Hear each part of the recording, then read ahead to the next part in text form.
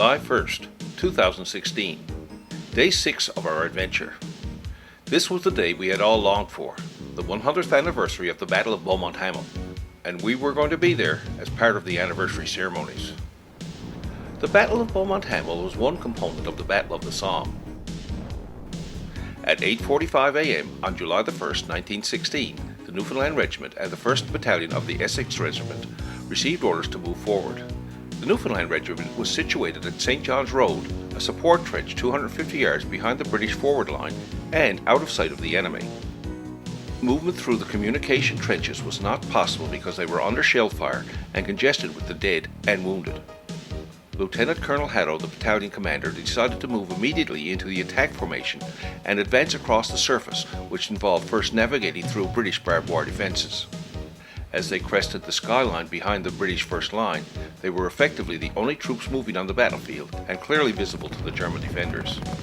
Most of the Newfoundland Regiment who had started forward were dead, dying or wounded within 15 to 20 minutes of leaving St. John's Trench. Most reached no further than the danger tree, a skeleton tree that lay in no man's land that was being utilised as a landmark.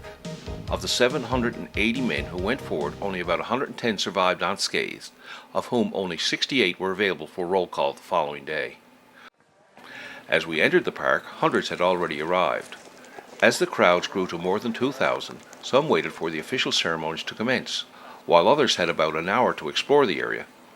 Much of the battlefield remained as it did 100 years ago, including the danger tree, the furthest point of our boys' advance. Interpreters dressed in period-correct uniforms provided detailed information about the battle. As far as they advanced, so they felt extremely short of their objective. Some of our group shared their thoughts about being here on this day.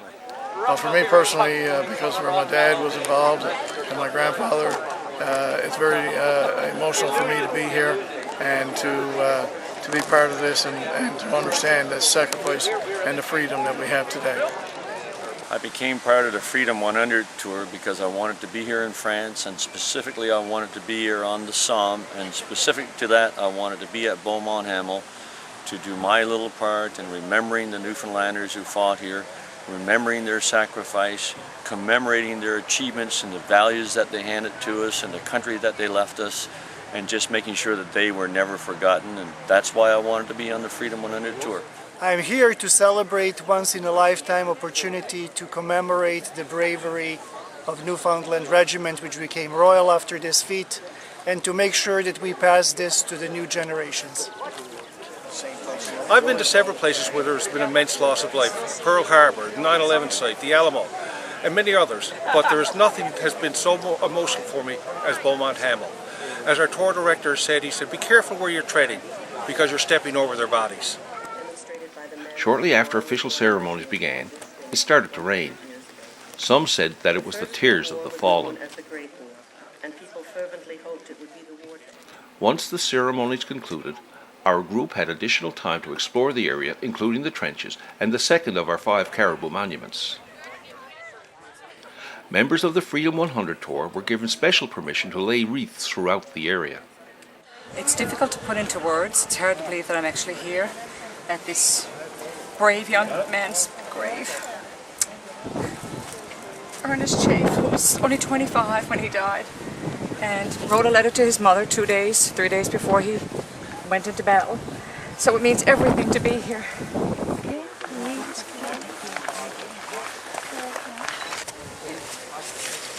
For one unknown. It's especially poignant for me because I work in remembrance tourism and I bring groups here all year round, young people and grown-ups, adults as well, people that have personal connections or might not, but to be here on the day that it actually happened means an incredible amount to me.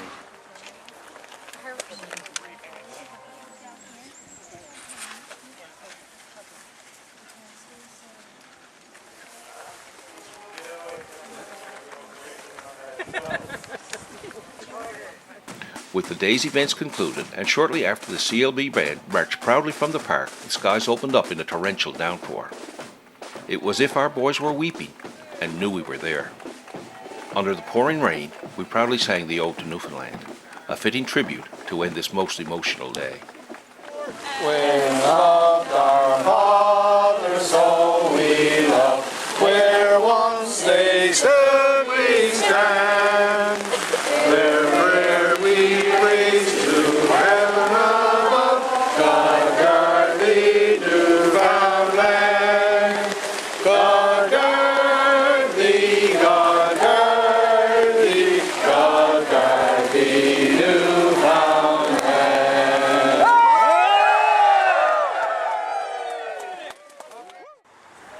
We begin this day by traveling to the Masnieres Newfoundland Memorial, the site of our third Caribou Memorial. Located at the north end of the town of Masnieres, France, this memorial commemorates the participation of the now Royal Newfoundland Regiment in the taking and defense of the town during the First Battle of Cambrai between the 20th of November and the 2nd of December 1917. Here, we meet with others, including the CLB Band from St. John's, and participate in a remembrance service. We are gathered at Masnieres to pay respects to the sacrifices made by our comrades of the Royal Newfoundland Regiment, whom we remember and honor at this hour.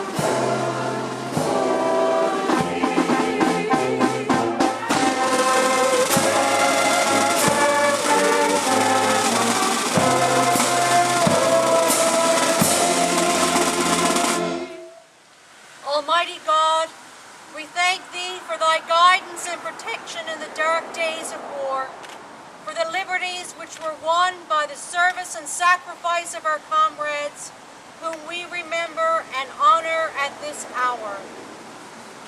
We pray to Thee to grant us the wisdom and strength to safeguard these precious freedoms.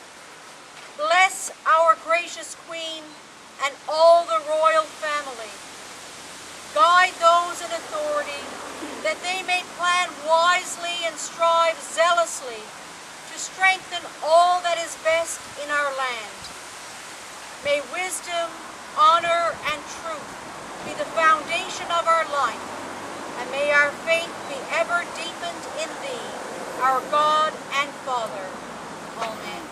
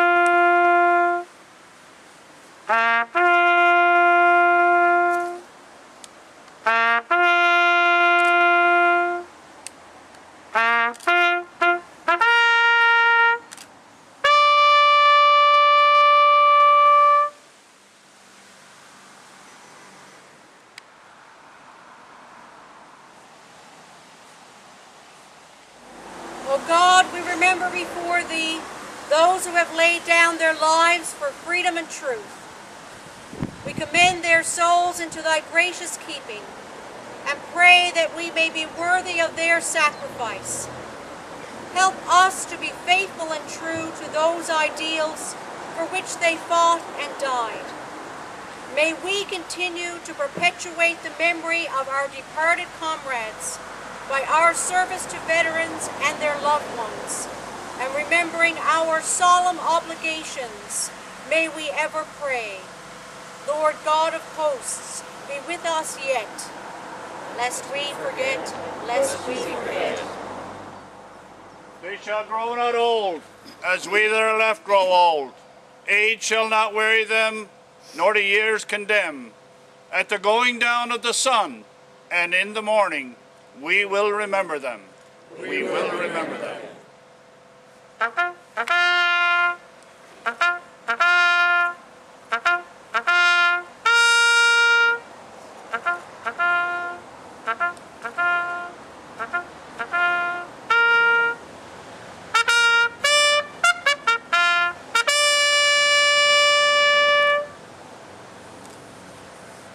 The first reading will be led by Monsieur Noblecourt, the Mayor of Masnieres.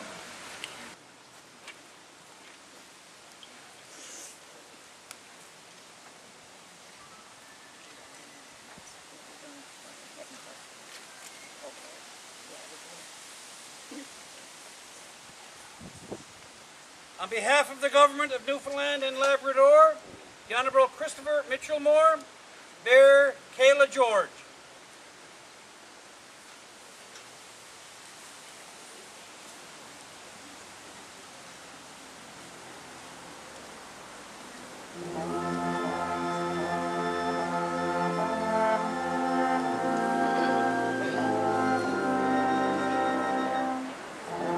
On behalf of Newfoundland Labrador Command of the Royal Canadian Legion, President Comrade Frank Sullivan, Bear Victoria Gillette.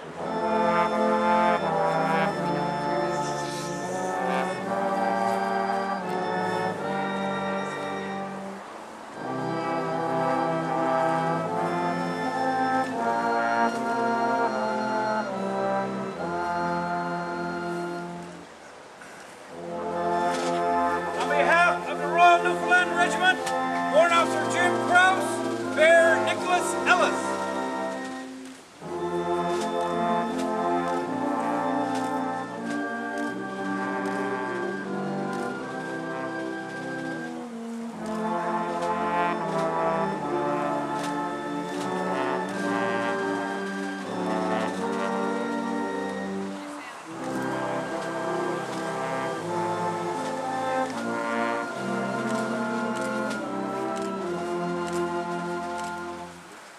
On behalf of the Ambassadors of Remembrance, April Foote, Bear Jessica Hewlin.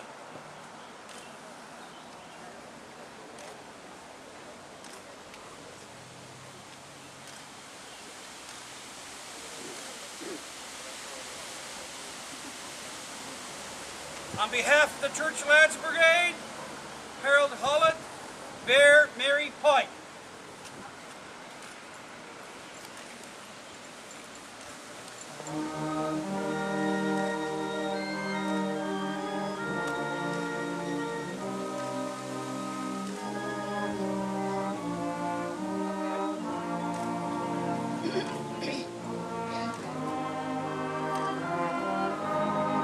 On behalf of the Beaumont Hamel Freedom 100 Tour, Debbie and friends.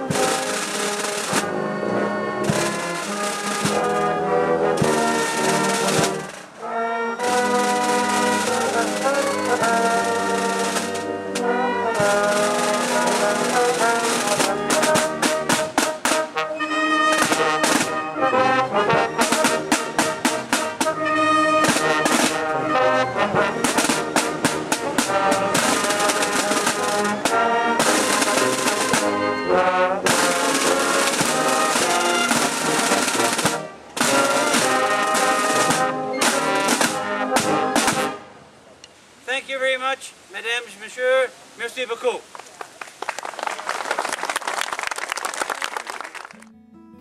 Moving on, we journeyed to the Marcoing British War Cemetery for a personal visit for our guest, Rosemary Locke.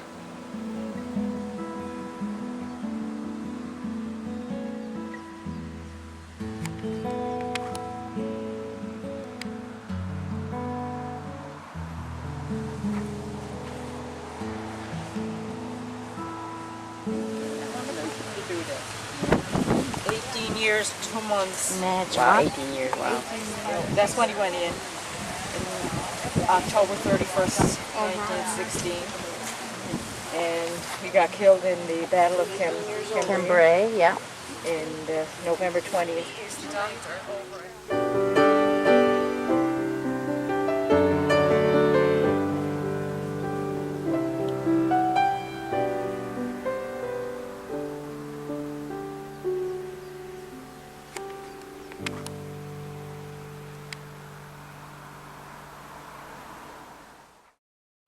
Moving on, we made a brief stop at the Caribou Memorial at Montreal-le-Puy.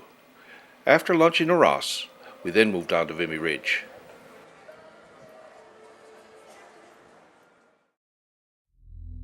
We next moved on to the Canadian War Memorial at Vimy Ridge. The Battle of Vimy Ridge was a battle which took place between the 9th and the 12th of April 1917. It was part of the opening phase of the British-led Battle of Arras. The objective of the Canadian Corps was to take control of the German-held high ground along an escarpment at the northernmost end of the Arras offensive. Supported by a creeping barrage, the Canadian Corps captured most of the ridge during the first day of the attack. Historians attribute the success of the Canadian Corps in capturing the ridge to a mixture of technical and tactical innovation, meticulous planning, powerful artillery support, and extensive training. Upon arrival, we had time to explore the reconstructed trench system and tunnels, as well as the visitor center, before we visited the memorial itself. I will now let the visuals speak for themselves.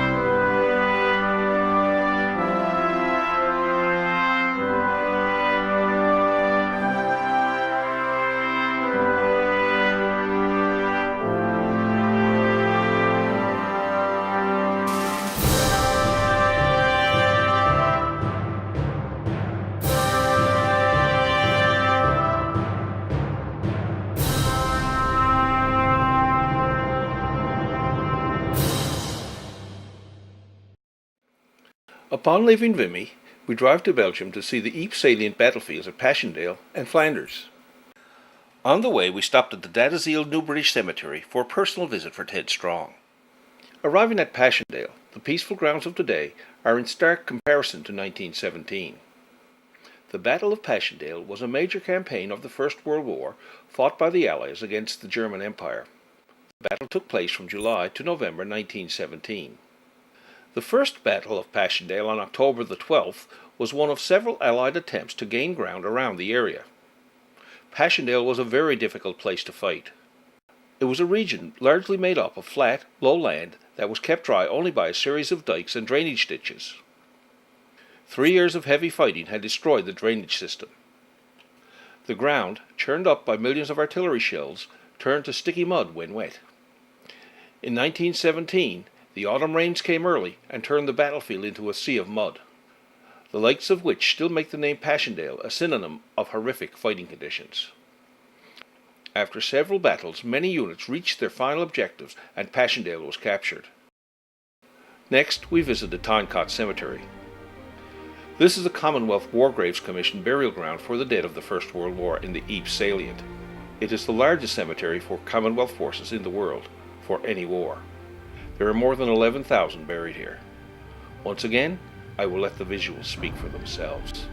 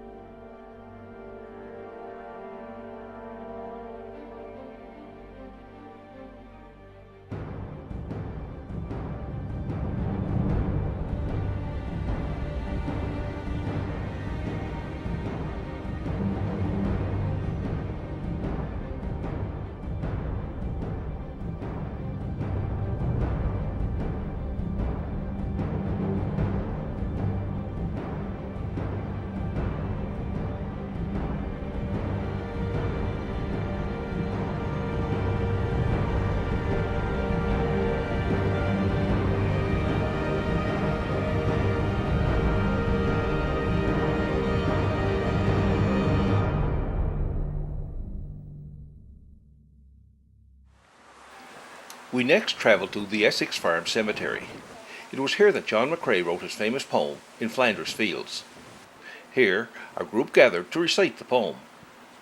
We then had some free time to explore the area and the remains of McCrae's aid station. In Flanders fields the poppies grow, between the crosses row on row, that mark our place and in the sky, the larks still bravely singing fly, scarce heard amid the guns below. We are the dead. Short days ago we lived, felt dawn, saw sunset glow, loved and were loved, and now we lie in Flanders fields. Take up our quarrel with the foe, to you from fading hands we throw. The torch be yours to hold it high. If ye break faith with us who die, we shall not sleep, though the poppies grow in Flanders fields.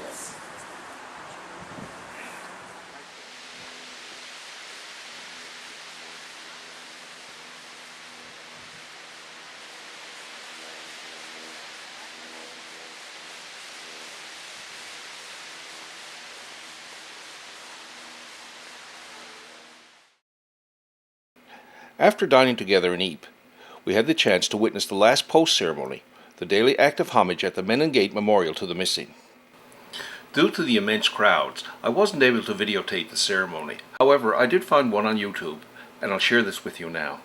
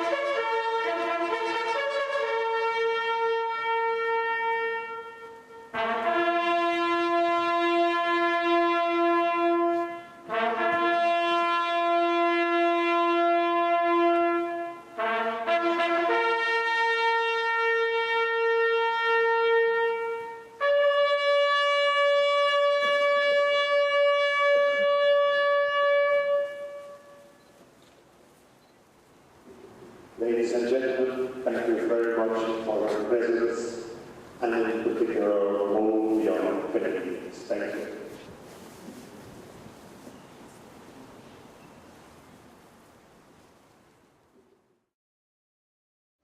Day 8 began with a short photo op at the 5th Caribou Monument, the only one in Belgium. En route to Calais, we made a stop at the Beaumont Military Cemetery for a personal visit for Rick Hillier and his family.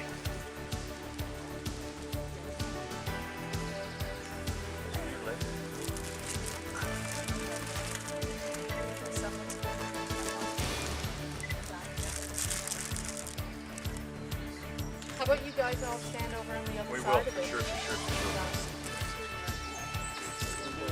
Like that?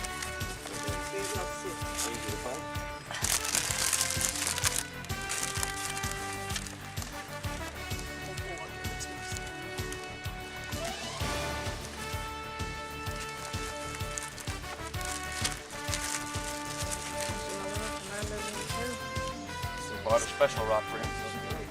Yep.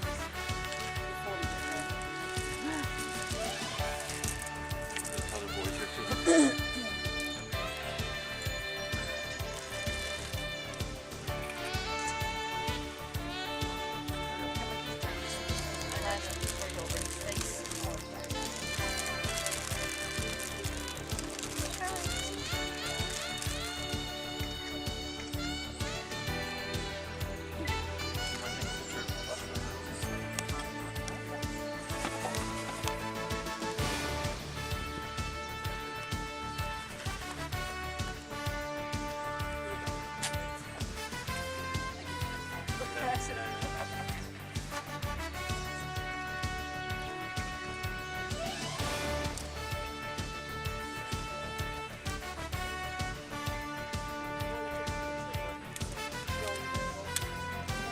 At Calais, we boarded the ferry for a 90-minute ride to Dover.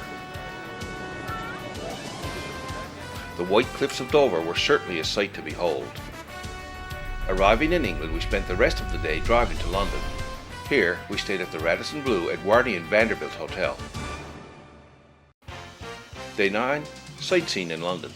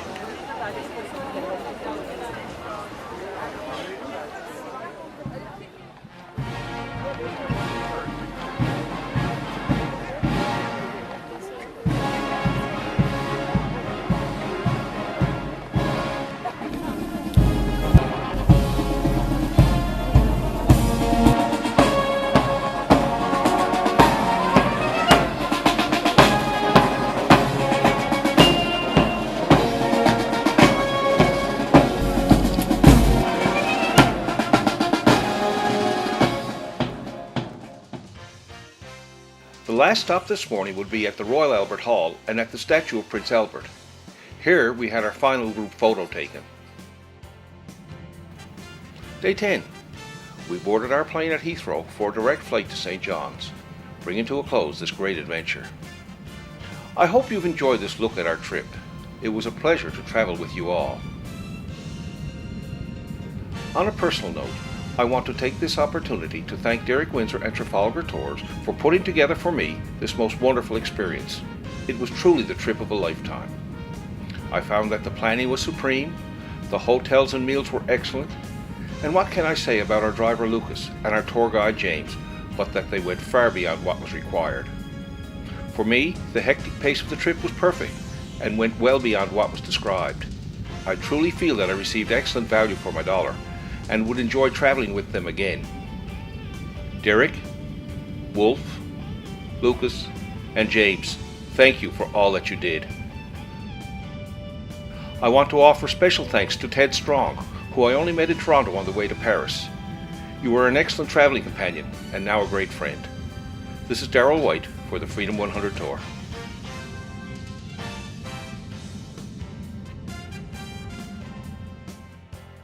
For further information on upcoming adventures and other amazing travel opportunities, contact Travel with Derek, a division of E&B Travel Services.